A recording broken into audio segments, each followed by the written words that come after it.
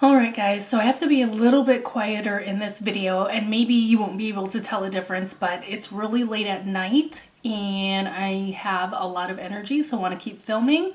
But it is so quiet. It's Friday. I hear nothing. I hear nobody going in the hallway. I hear barely any cars. No parties from the neighbor. I kind of wish he was throwing a party. Then I won't feel so guilty feeling like I'm being loud, which is really weird because I like to have my TV on all the time. I just like the background noise, and my TV is probably louder than I'm speaking now. So in that sense, I have no problem keeping my TV on. But I feel like I'm disturbing people sitting here and talking to the camera. It's probably just me being insecure and not wanting to like disturb other people, but it's just something that I'm gonna have to work and try to get over. But anyways, thank you for coming back, and if you're new around here, welcome. So I kind of want to just talk about how my reselling is going and just kind of some things that are slowly changing. So full transparency, I don't have a whole lot of sales. Like if I sell 7 things in a week, that is amazing sales for me.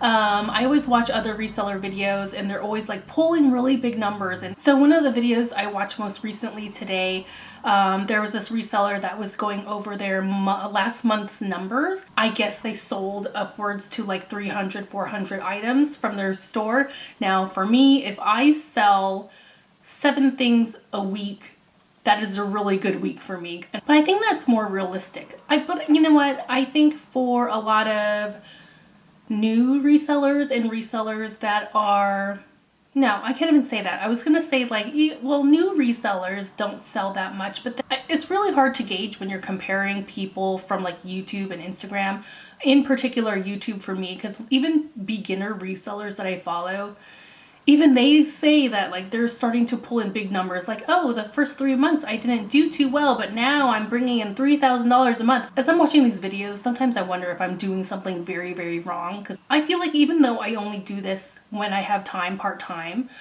I feel like I do it consistently. Like I list consistently, I share on Poshmark consistently, I make sure my accounts are active. But no, I am not pulling in $3,000 a month.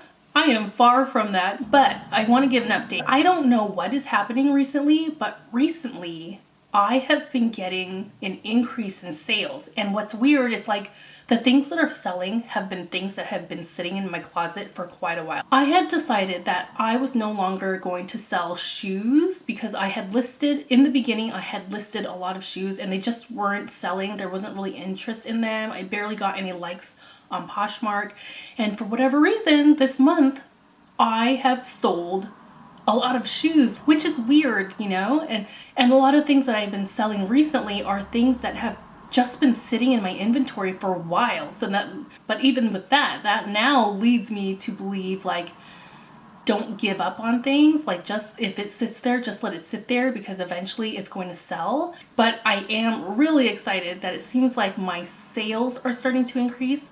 But on the downside, I did also notice that people are starting to be a little picky, a little finicky. I get a lot of lowballers on Poshmark, which I got that before, but now that there's like an increase in sales, there's like an increase in people sending me offers trying to lowball me.